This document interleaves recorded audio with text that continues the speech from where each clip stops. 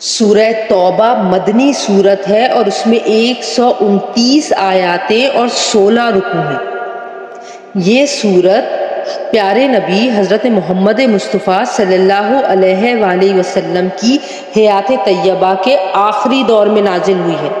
اپنے مضامین کے اعتبار سے یہ پچھلی سورت یعنی سورہ انفال کا تکملہ ہے۔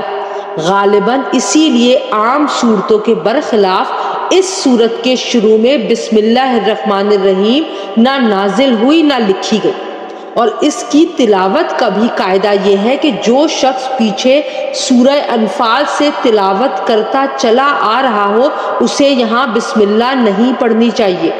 البتہ اگر کوئی شخص اسی سورت سے تلاوت شروع کر رہا ہو تو اس کو بسم اللہ پڑھنی چاہیے، اور بعض لوگوں نے اس سورت کے شروع میں بسم اللہ کے بجائے کچھ اور جملے پڑھنے کے لیے بنا رکھے ہیں، وہ یقیناً بے بنیاد ہیں۔ اوپر جو طریقہ لکھا گیا ہے وہی سلف صالحین کا طریقہ رہا ہے۔ سورہ توبہ فتح مکہ کے بعد نازل ہوئی تھی۔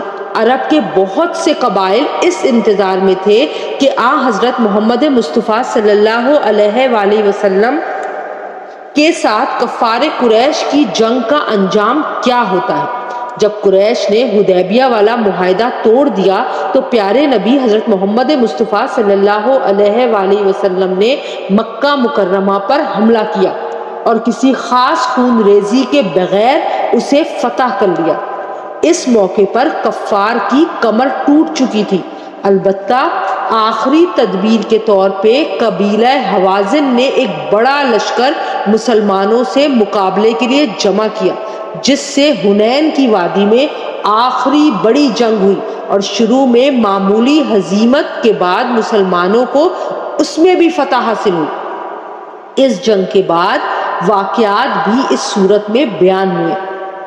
اب عرب کے جو قبائل قریش کی وجہ سے اسلام قبول کرنے سے ڈرتے تھے یا ان کی جنگوں کے آخری انجام کے منتظر تھے، ان کے دل سے اسلام کے خلاف ہر رکاوٹ دور ہو گئی، اور وہ جوق در جوق مدینہ منورہ آ کر مسلمان ہوئے، اور اس طرح جزیرہ عرب کے بیشتر علاقے پر اسلام کا پرچم لہرانے لگا۔ اس موقع پر اللہ تعالیٰ کی طرف سے جزیرہ عرب کو اسلام اور مسلمانوں کا بنیادی مرکز قرار دے دیا گیا۔ اصل منشا تو یہ تھا کہ پورے جزیرہ عرب میں کوئی بھی غیر مسلم مستقل باشندے کی حیثیت میں باقی نہ رہے، جیسا کہ پیارے نبی محمد مصطفیٰ صلی اللہ علیہ وآلہ وسلم نے اس خواہش کا اظہار فرمایا کہ جزیرہ عرب میں 2 دین باقی نہ رہنے پائے، لیکن اس مقصد کو حاصل کرنے کے لیے تدریج کا طریقہ اختیار فرمایا گیا۔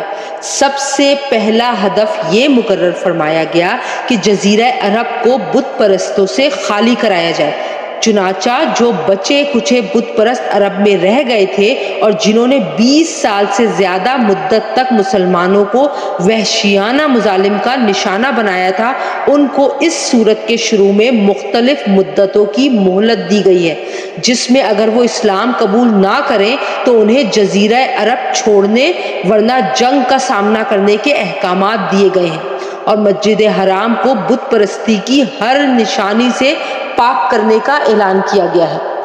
اس ہدف کے پورا ہونے کے بعد جزیرہ عرب کی مکمل صفائی کا دوسرا مرحلہ یہود و نصارہ کو وہاں سے نکالنے کا تھا۔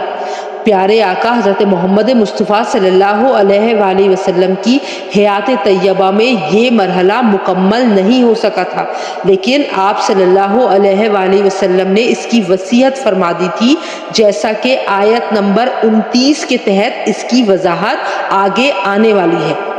اس سے پہلے روم کے بادشاہ نے مسلمانوں کی بڑھتی ہوئی طاقت کو دیکھ کر ان پر حملہ کرنے کے لیے ایک بڑی فوج جمع کی۔